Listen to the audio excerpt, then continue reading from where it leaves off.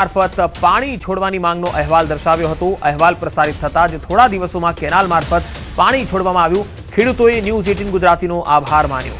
દ્વારકા જિલ્લાના ખંભાળિયા નજીક આવેલ ઘી ડેમમાંથી પાણી છોડવામાં આવતા આસપાસના 10 થી વધુ ગામોના ખેડૂતોને સિંચાઈનું પાણી મળતા ખેડૂતોએ રવિ પાકનું વાવેતર કર્યું છે। ખંભાળિયા તાલુકાનું રામનગર, સામોર, વડતરા, કુવાડિયા સહિતના 10 થી વધુ ગામોના ખેડૂતોએ જીરું, ઘઉં, લસણ, ઘાસચારા સહિતના પાકોનું વાવેતર કર્યું છે।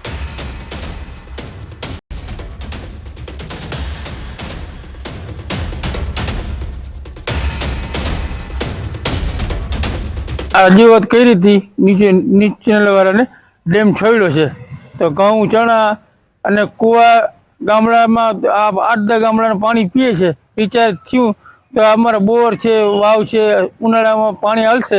સરકારનો ખૂબ આભાર। ન્યૂઝ 18 ગુજરાતી દ્વારા 8 દિવસ પહેલાના અહેવાલ પ્રમાણે એ લોકોની સફળતાપૂર્વક મહેનતથી આપણે ખંભાળિયામાં ઘી ડેમ આવેલ છે તેમના દ્વારા આપણે નેર મારફતે પાણી છોડવામાં આવ્યું છે।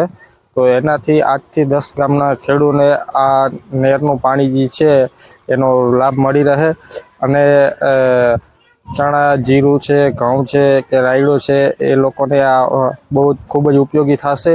ખંભાળિયા ઘી ડેમમાંથી જે પાણી છોડવામાં આવ્યું છે, હવે એમાં ન્યૂઝ 18 ગુજરાતીમાં વાળાએ આપણે ટૂંકમાં રજૂઆત એના થકી કરેલી ઘણી, એના થકી પછી પાણી છોડવામાં આવ્યું છે એટલે અમે એનો ખૂબ આભાર માનીએ છીએ ન્યૂઝ 18 વાળાનો।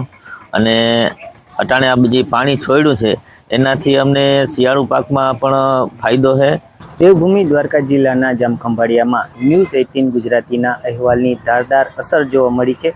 થોડા દિવસ પહેલા ખંભાળિયાના ઘી ડેમમાંથી કેનાલ મારફત પાણી છોડવાનો અહેવાલ ન્યૂઝ 18 ગુજરાતી દ્વારા પ્રસારિત કરવામાં આવ્યો હતો ને ત્યારબાદ તંત્ર દ્વારા ઘી ડેમની કેનાલ મારફત પાણી છોડવામાં આવ્યું છે। આપ સીધા દ્રશ્યો જોઈ શકો છો। ખંભાળિયાના રામનગર વિસ્તારમાં ત્યાં ઘી ડેમ પસાર થઈ રહી છે। આસપાસના 8 થી 10 જેટલા ગ્રામ્ય વિસ્તારમાં આ ડેમનો જે કેનાલ મારફત પાણી છે તે જઈ રહ્યું છે। ત્યારે ખેડૂતોએ પણ ન્યૂઝ 18 ગુજરાતીનો આભાર વ્યક્ત કર્યો છે। હાલ શિયાળાની સિઝન છે, રવિ પાકનું મોટા પ્રમાણમાં ખેડૂતોએ વાવેતર કર્યું છે।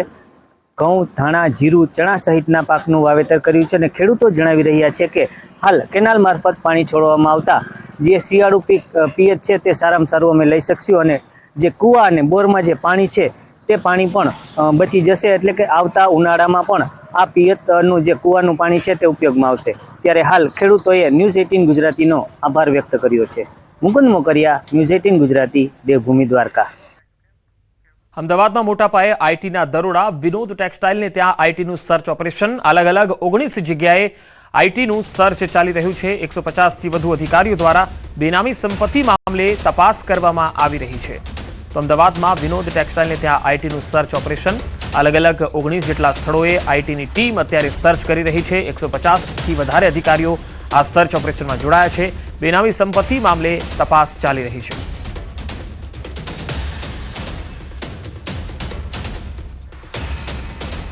અને હવે વાત બેફામ બની ગયેલા બુટલેગરોની।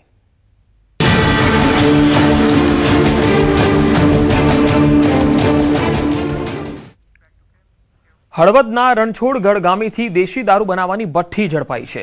રણછોડગઢ ગામથી સીમમાં દેશી દારૂ બનાવવાની ભઠ્ઠી પકડી પાડવામાં આવી અને 1 લાખથી વધુનો મુદ્દામાલ પણ હળવદ પોલીસે ઝડપી પાડ્યો। આ ઉપરાંત દેશી દારૂ બનાવવાનો આથો પણ મળ્યો છે। આ તસવીરો તમે જોઈ શકો છો કે અહીંયા દેશી દારૂ બનતો હતો। કોની રહેમ નજર હેઠળ આ દેશી દારૂની ભઠ્ઠી ધમધમતી હતી, કેટલા સમયથી ધમધમતી હતી, આ તમામ વિષય હવે તપાસનો વિષય બની ગયો છે। 1 લાખથી વધુનો મુદ્દામાલ ઝડપાયો છે। અહીંયા બુટલેગરો બેફામ હતા અને અહીંથી દેશી દારૂ જે છે એ સપ્લાય કરતા હતા।